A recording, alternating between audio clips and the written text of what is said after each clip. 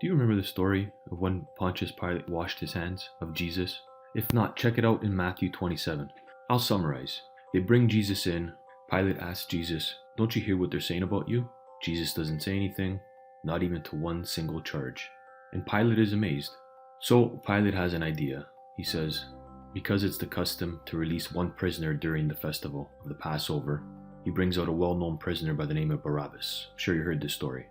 So the crowd gathers, and Pilate asks them, "Which one do you want me to release to you, Barabbas or Jesus, who is called the Christ?" Because he knew that there was hidden motivations for handing Jesus over to him. Of course, Pilate is sitting on his judge's seat, and his wife comes and says, "Hey, I had a really bad dream. I would not condemn this man." Long story short, all the chief priests and elders persuaded the crowd to ask for Barabbas to be released and Jesus to be executed. I mean, picture it. They're shouting all the louder, screaming, "Release Barabbas! Release Barabbas!" So Pilate asks, "What do I do with Jesus, who is called the Christ then?" And of course, they all answer, "Crucify him!" "But what crime has he committed?" asks Pilate. What do? They shout all the louder to crucify him. And then comes the famous scene. Pilate, seeing that he was getting nowhere, but instead that an uproar was starting, he took some water and washed his hands in front of the crowd and says, "I am innocent of this man's blood. It is your responsibility." And all the people answered, "His blood is on us and our children." And then you know how the story goes. He releases Barabbas, and Jesus is then flogged and handed over to be crucified. It's a famous story, and there's a lot of meaning behind it. But in this video, I'm going to show you 3 hidden meanings behind this passage. Number 1, where and who was there? You see, if you watched any of the Hollywood movies, what do you see? You see Pilate standing in front of a large crowd. But was that really how it went down? Let me explain.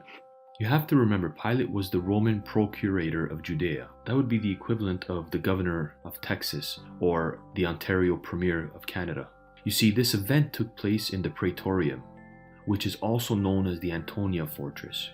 It's the general's tent where they would gather and discuss many things. Now you have to remember, this is a heavily guarded area. Pilate was not very liked, so it would have been very unlikely that he had a large outside crowd within the premises. More likely, he had the high priest and probably a select few influential people on hand. Now, why is this important? How many times have you heard people say that all of Israel condemned Jesus to death? That is simply not the case. This would have been a select few high priests, members of the Sanhedrin, highly regarded, influential Jewish people of the time, with self-motivation to have him put to death.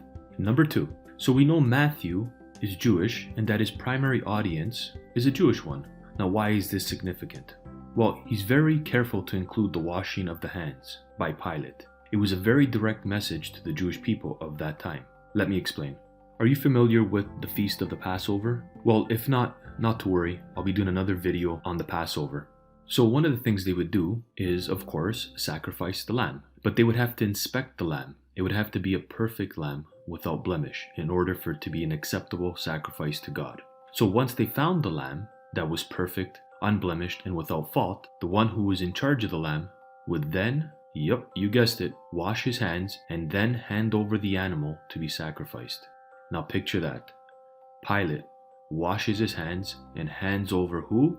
Jesus, the Lamb of God, to be sacrificed. The parallels are very strong.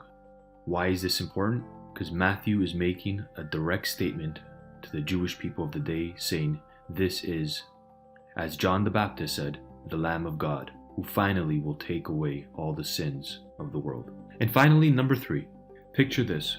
Pilate says to the crowd, "Do you want me to release Jesus, Son of the Father?" Now, who do you think he would be speaking about? If you're thinking Jesus, you're wrong. Let me explain. You see, Barabbas means Son of the Father. But did you know some manuscripts have his name as being Jesus Barabbas? Jesus was a pretty common name back then. So now, in light of this information, how do you think it sounded to the crowd when Pilate said, "Would you like me to release Jesus, the Messiah, or Jesus, Son of the Father?" And when they all screamed, "Please, release Jesus, Son of the Father," they were inadvertently admitting that Jesus was the Son of the Father. After all, it was Jesus himself who professed to be the Son of the very God they believed in.